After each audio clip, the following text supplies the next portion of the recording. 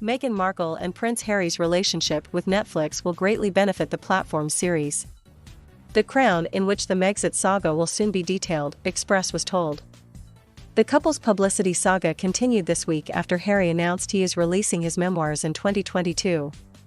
Published by Penguin Random House, he said he would be writing the book, not as the prince I was born, but as the man I have become.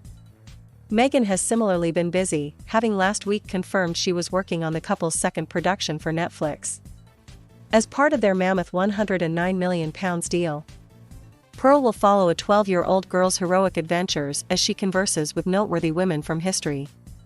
With the Duchess as executive producer alongside Elton John's husband, David Furnish. Many have commended the pair for their efforts to make inspirational programming. Others, however, have drawn attention less to what Meghan and Harry might get out of the deal, and more on how Netflix will benefit from acquiring two of the most talked-about humans on the planet.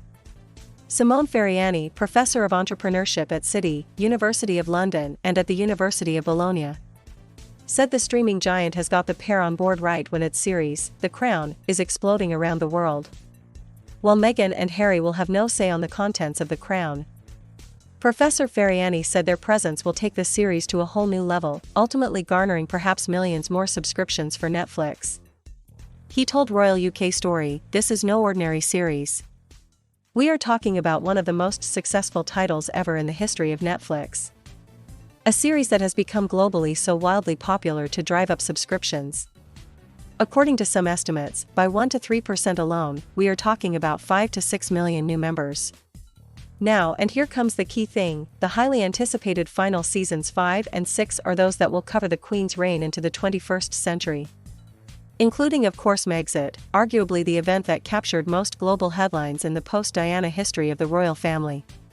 Think about the heightened resonance that the new seasons of The Crown will have now that the two real-life royals have become Netflix's content producers.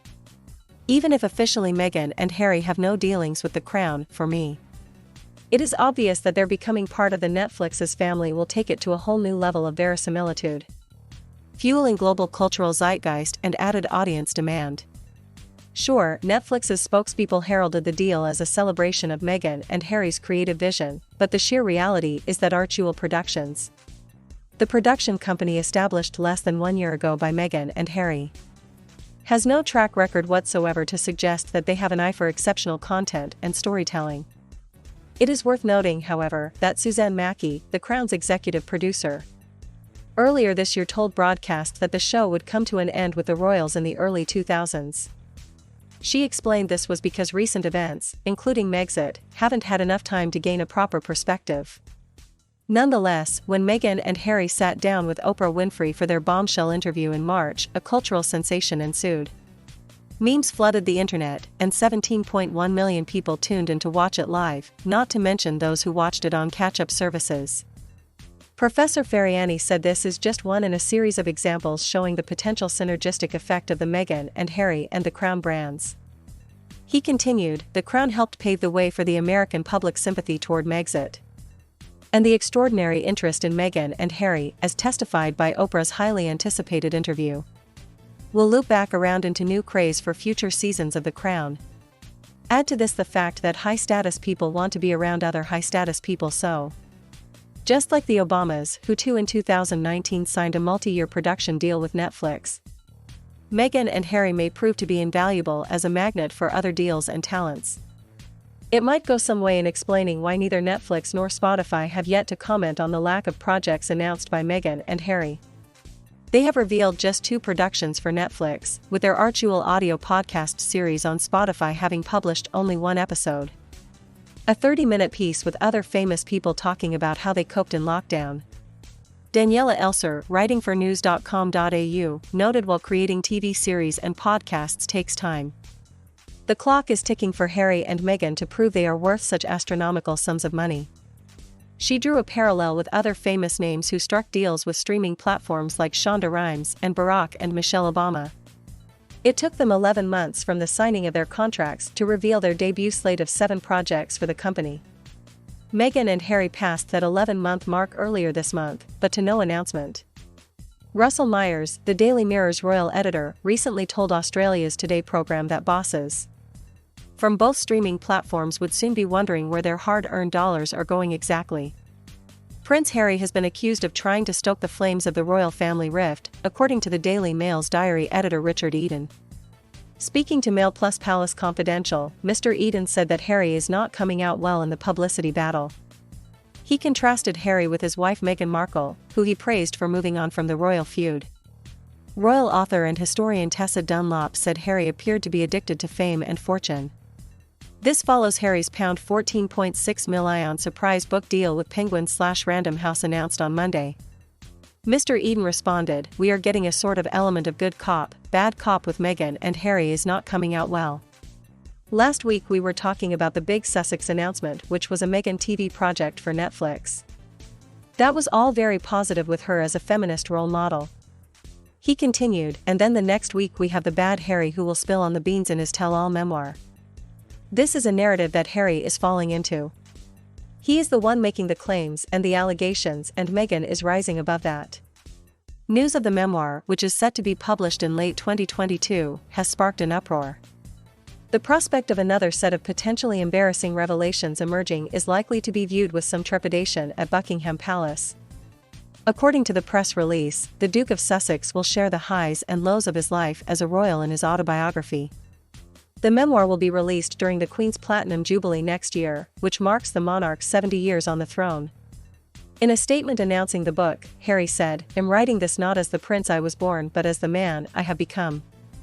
I've worn many hats over the years, both literally and figuratively, and my hope is that in telling my story, the highs and lows, the mistakes, the lessons learned, I can help show that no matter where we come from, we have more in common than we think.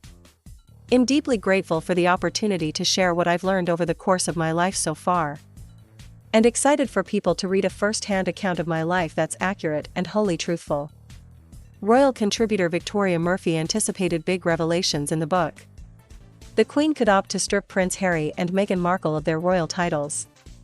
If they continue to rock the boat, in what would amount to a declaration of war, a royal watcher has suggested. But journalist Jonathan Sacerdoti stressed the unprecedented move remained a highly unlikely possibility. Not least because he said it would play into the Duke and Duchess of Sussex's hands by strengthening the perception of them as victims. Mr. Sacerdoti, a regular commentator on Sky News as well as a contributor to The Spectator, was speaking after details emerged of Prince Harry's £14.6 million book deal with Penguin/Random House, with his memoir due to be published later this year. The prospect of another set of potentially embarrassing revelations emerging is likely to be viewed with some trepidation at Buckingham Palace, coming just months after Meghan and Harry's explosive interview with Oprah Winfrey, in which they claimed an unnamed royal had made comments about the skin color of their then unborn son, Archie. Asked whether the Queen would take drastic action if she felt Harry's book crossed the line, Mr. Sacerdoti told Royal UK Story, "We can't, I suppose, rule anything out because we don't know what's coming next from them. But I think it will be massively controversial for the royal family to do that, and it would be something of a declaration of war on the couple. I think it's highly unlikely. They've already had their, let's say, royal rights and duties reduced." Mr. Sacerdoti pointed out, the Queen did put up quite a pointed statement when they said that they wanted to try and continue a half-life of royal service from America. "I think that there's a certain amount that can be done and a certain amount that won't be done. HRH might go out of the window, but I think to remove Duke and Duchess would be an enormous act if the Queen did do it." Both Harry and Meghan have net approval ratings of 13%, according to YouGov, although Mr. Sacerdoti stressed, "I'm not sure the Queen is necessarily in the business of following polls and doing what pollsters say people want. Nevertheless," he added, "I would say that the Queen is generally very pragmatic and sensible and magnanimous actor in terms of how she reacts to things and behaves. She certainly knows her mind and does what she thinks is right, and a couple of the things she's done so far have been very pointed. Recollections may vary is a very British way of saying something quite pointed and specific, and I think that surprised some people. So I don't think that we can say that the Queen isn't able to do what she feels is necessary." Mr. Sacerdoti also highlighted another important consideration in what has increasingly turned into a PR battle.